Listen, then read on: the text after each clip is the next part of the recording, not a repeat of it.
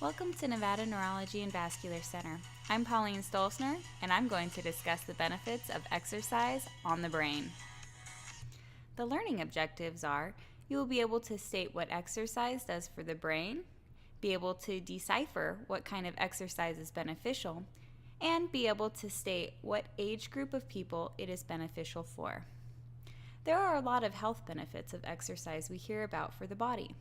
Big ones include reducing the odds of developing heart disease, reducing risks of having a stroke, and reducing the risk of developing diabetes. But I bet you haven't heard about what exercise does for the brain. We have learned a lot over the past couple decades on animal studies of the underlying molecular and cellular changes, and there are a multitude of them.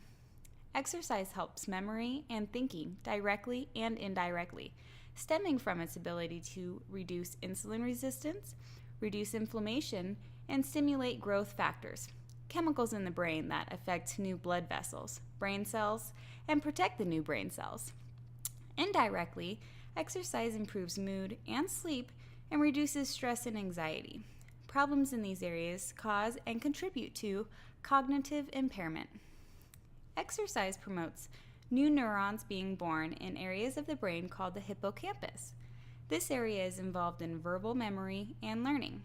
Exercise also helps create new vascular structures and capillaries to supply additional blood to regions of the brain. Additionally, it also promotes new connections between neurons, increases neurotransmitters, and creates changes in proteins called neurotrophins, which are neuroprotective. There are a whole variety of changes that occur on the molecular and cellular level.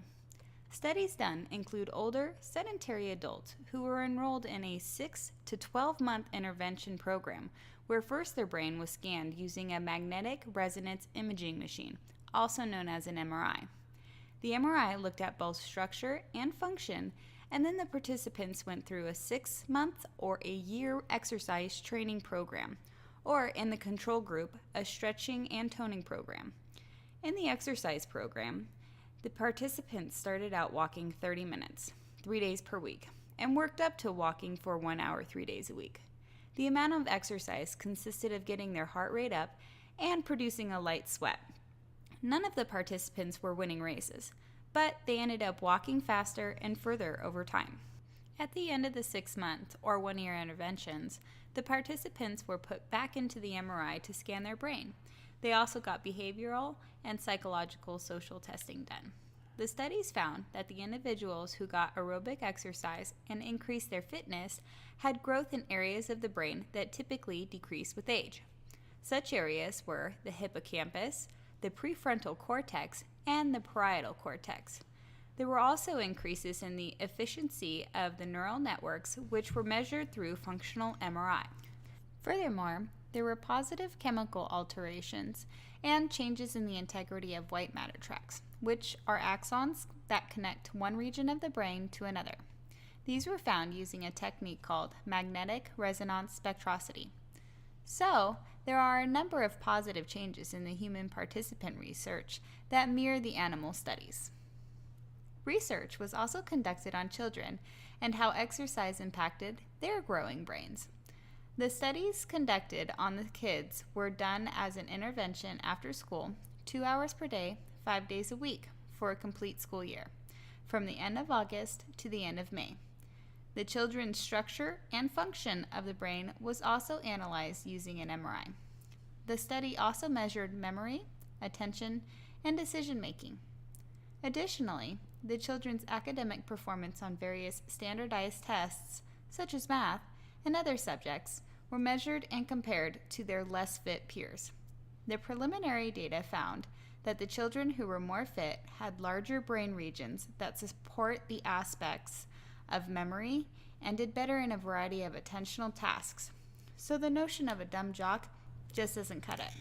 Other areas that need to be explored in this field are programs that are developed for not only different age ranges, but different disease processes, such as Alzheimer's, strokes, Parkinson's, or multiple sclerosis. Also, how much exercise, what types of training, the optimal types of training, and how it should be combined with other lifestyle factors and choices, such as intellectual engagement, computer-based training, education through the lifespan, social interaction, as well as diet. So we need to look at the complexity of how we live our lives, rather than separating it into individual lifestyle factors. The takeaway message you should have gotten about exercise and the brain from a practical perspective is even if you are 80 years old, it's not too late to show benefit. And if you are a young person and you've never exercised before, you can also show great benefit. Additionally, the type of exercise that's needed is relatively modest. Nobody's going out and running marathons or triathlons. The people in the studies were simply walking more, or for the children playing games. These are pretty modest exercise changes that lead to pretty impressive changes in learning, memory, and cognitive changes. Thank you for listening and gaining new knowledge to help you better understand how exercise affects the brain. For Nevada Neurology and Vascular Center, I'm Pauline Stolzner.